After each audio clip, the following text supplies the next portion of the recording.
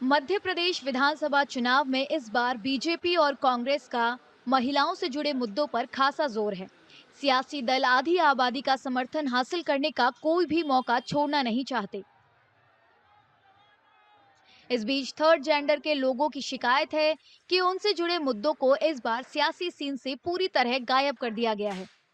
सब लोगों के अपने अपने मुद्दे हैं, लेकिन ट्रांसजेंडर मुद्दों पर कोई बात नहीं कर रहा है। सरकार भी बात नहीं करी, ना ही जो प्रत्याशी खड़े हैं वो लोग भी ट्रांसजेंडर मुद्दों पर बात नहीं कर रहे हैं। जैसा कि आप जानते हैं कि मेल फीमेल के साथ ट्रांसजेंडर कैटेगरी भी आ गया है, लेकिन उनके रोज़गार के लिए, उनके रहने के लिए, उनके शिक्षा के लिए, उनके स्वास्थ्य के लिए कोई काम नहीं हो रहा है। स्पेशली मध्य प्रदेश में तो बिल्कुल भी नहीं हो रहा है। घावरी ने कहा कि राज्य में वो अपनी पहचान के संकट से जूझ रहे हैं। चुनावी मौसम के दौरान हर कोई उन्हें अपने राजनीतिक स्वार्थ के लिए इस्तेमाल करता है। हम काफ़ी बार हमने पिटीशन लगाई, सरकार का मतलब कि दरवाजे भी खटखटाए, लेकिन ज़्यादा काम नहीं हो रहा है। केवल दिखावे के लिए सारी चीज़ें होती। जब कहीं लगता है कि ट्रांसजेंडर को इंक्लूड करना चाहिए, तो ही वो दिखावे के लिए उन लोगों को बुलाते हैं और फ़ोटो सेशन करवा लेते हैं, और बाकी सारी चीज़ें पेपर पर ही होती हैं, धरातल पर नहीं हो रही। ट्रांसजेंडर कार्यकर्ताओं का कहना है कि उनकी कम्युनिटी में कितने लोग हैं, इसकी आधिकारिक तौर पर गिनती बहुत कम की गई है और उनमें से कई के नाम वोटर लिस्ट में भी नहीं है। राज्य की सामाजिक न्याय विभाग की संयुक्त निदेशक कहती हैं कि सरकार ट्रांसजेंडर समुदाय को मतदान के लिए जागरूक करने के लिए लगातार कोशिश कर रही है।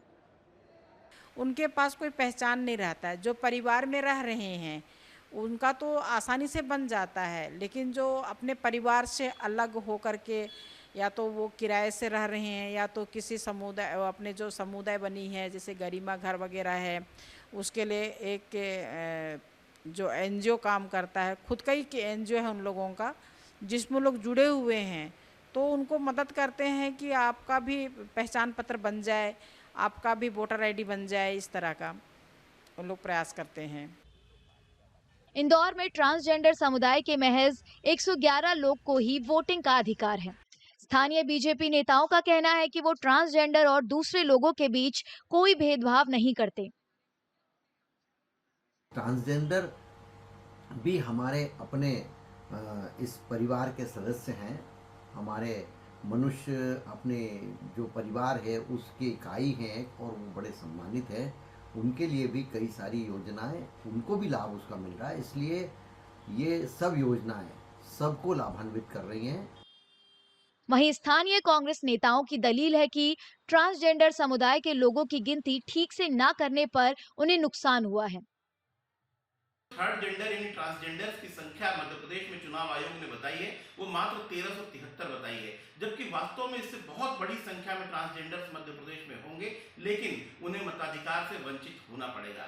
यह मैं प्रशासन के स्तर पर और सरकार के स्तर पर गंभीर लापरवाही मानता हूं, क्योंकि उन्होंने ट्रांसजेंडर की संख्या का सही मूल्यांकन नहीं किया और चुनाव आयोग तक भी गलत आंकड़े पहुंचे हैं। इस गंभीर लापरवाही से कई लोगों को मताधिकार से वंचित होना पड़ेगा, जो कि बिल्कुल भी उचित नहीं है।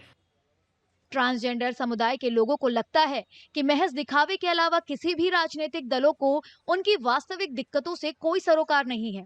इसकी वजह ये है कि वो गिनती में गिने चुने हैं और खुद को प्रभावी ढंग से पेश करने के लिए उनके पास कोई राजनीतिक ताकत भी नहीं है। इस तरह की और भी अपडेट्स जानने के लिए नवभारत को लाइक, शेयर और सब्सक्राइब करें।